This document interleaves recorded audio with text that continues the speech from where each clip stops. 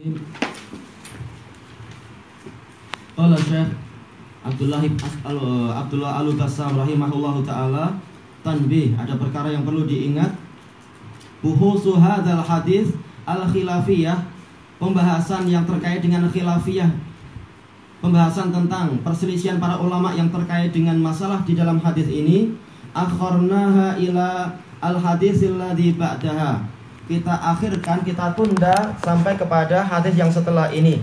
Li'anna maknal hadisa ini mutaqarib, karena makna dua hadis ini berdekatan. Tanbihun akhar, qala Syekhul Islam rahimahullah, wala yuqta syai'un min syajaril haram, tidak boleh dipotong sedikit pun dari pokok-pokok dari pohon-pohon di tanah suci. Wala min nabatih, dan tidak boleh pula dicabuti dari tanaman dia. Syajar ini adalah apa? Pokok-pokok yang memiliki batang yang tinggi-tinggi itu. Nabat ini adalah yang tumbuh yang kecil-kecil, semacam semak-semak dan bunga-bunga itu. Illal idkhir, kecuali pokok idkhir. Tempat anak ayat terhapus. Wa ma gharasahun nas, dan tanaman-tanaman yang memang sengaja ditanam oleh orang-orang, boleh dia untuk apa itu memotongnya, karena ini tanaman dia sendiri. Au zara'uh, atau yang memang dia tanam. Gharasa ini untuk tanaman yang tinggi-tinggi. Kalau zara'a ini untuk yang semacam bendang-bendang itu. Fahuwa lahum, karena untuk tanaman macam ini memang milik mereka, bukan tumbuh dengan apa sendirinya istilahnya. Summa qala rahimahullah, kemudian beliau mengatakan rahimahullah, wa amma ziyaratul masajidil lati buniyat bi Makkah, adapun mengunjungi masjid-masjid yang dibangun di Makkah, ghairil masjidil haram, selain masjidil haram, karena memang di Makkah banyak juga masjid-masjid milik kampung-kampung dan sebagainya.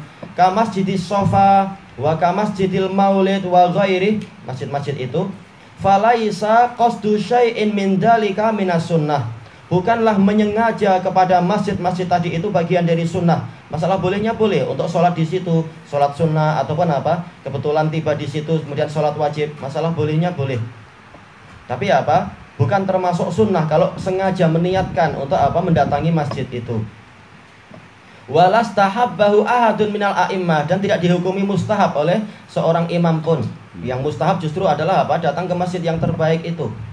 Toh sudah di Makkah, ngapain harus apa di masjid-masjid yang lain? Walaupun kadang letih, nggak masalah kalau apa di masjid yang lain, cuma apa kita akan merasa rugi tentunya harusnya dengan pahala yang lewat yang sebanyak itu. Wa innamal masyru' ityanul masjidil harami khassah, hanyalah yang disyariatkan yaitu mendatangi Masjidil Haram secara khusus. Wa kadzalika qasdul jibali wal biqa, demikian pula sengaja mendatangi gunung-gunung dan tempat-tempat allati haula Makkah, yang ada di sekeliling Mekah, ka Jabali Hira, ke Gunung Hira, terjal dan sulit. Setelah di sana untuk apa? Ujung-ujungnya menambah dosa saja, yaitu selfie ataupun syirik lagi, mencari berkah-berkah ini dan itu dan seterusnya yang Allah Ta'ala tidak menurunkan dalil tentangnya.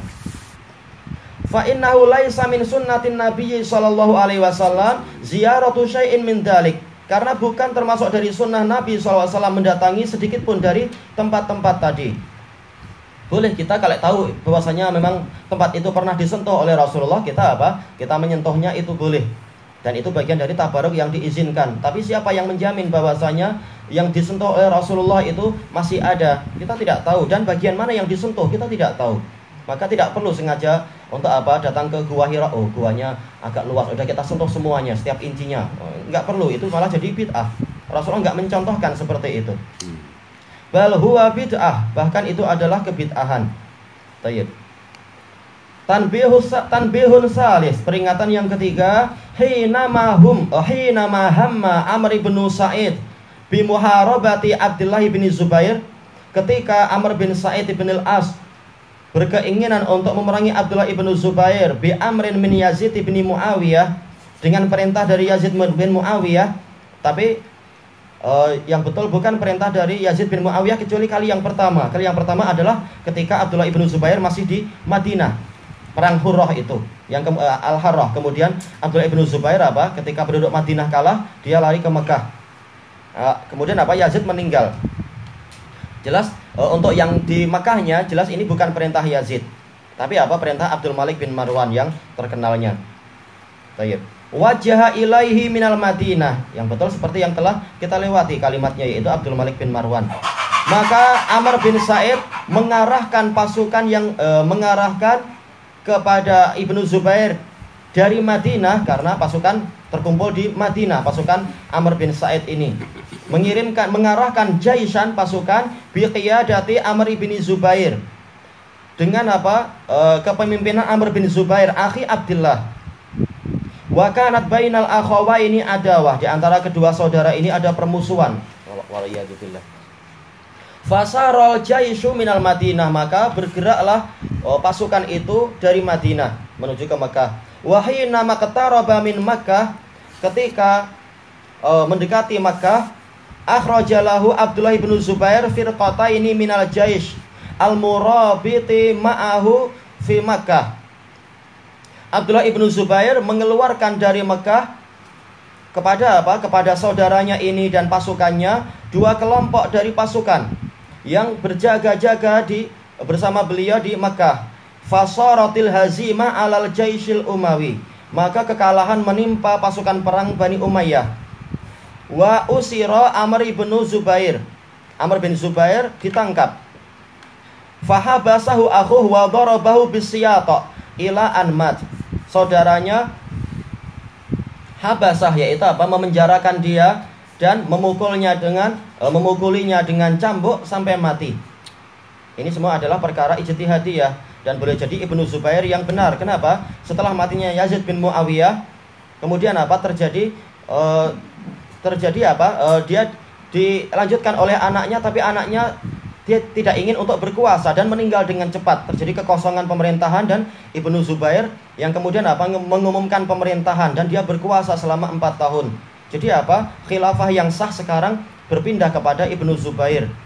Maka yang lain-lain itu menjadi pemberontak. Adapun sebelumnya ketika masih ada pemerintah yang sah, memang apa? Jelas Ibnu Zubair dinilai sebagai pemberontak. Cuma beliau ini ijtihad beliau pada waktu awalnya. Karena apa? Karena waktu itu sunnah-sunnah belum terkumpulkan. Boleh jadi beliau belum banyak mendapatkan dalil tentang masalah itu. Nah, sekarang setelah terjadi kekosongan dan beliau mengumandangkan sebagai apa? Amirul Mukminin, jelas beliau adalah Amirul Mukminin. Maka yang memerangi beliau adalah sebagai bughah, sebagai pemberontak. Taib, saudaranya dihukum mati seperti ini. Taib, ilahuna wallahu a'lam. Subhanakallahumma wa bihamdika la ilaha illa anta astaghfiruka wa atubu ilaik. Walhamdulillahirabbil alamin.